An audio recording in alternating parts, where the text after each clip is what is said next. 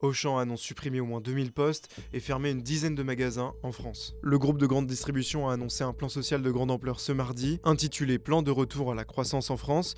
Il prévoit la fermeture de 10 magasins et près de 2400 suppressions de postes sur les 54 000 salariés du groupe en France. Les plus impactés sont d'abord les magasins, dont l'organisation sera repensée avec 915 postes menacés. Vient ensuite la mutualisation de plusieurs services avec 784 postes supprimés. Parmi ces postes, Auchan précise que 138 étaient vacants et qu'en parallèle 205 postes support seront créés, ce qui revient à une suppression nette de 441 postes. La logistique aussi sera impactée avec la mise en place d'un nouveau schéma prévoyant la fermeture des 3 entrepôts dédiés à la livraison à domicile, avec 224 postes supprimés et 114 créés pour les drives qui assureront désormais ce service. Enfin, côté boutique, Auchan Retail prévoit la fermeture de 10 magasins, 3 hypermarchés à Clermont-Ferrand-Nord, Wapi et Bar-le-Duc, un supermarché à Aurillac et 6 magasins d'ultra proximité dont la localisation n'est pas précisée. De ce côté, 466 postes supplémentaires seront supprimés. Au total, si on enlève les créations de postes annoncées dans la réorganisation,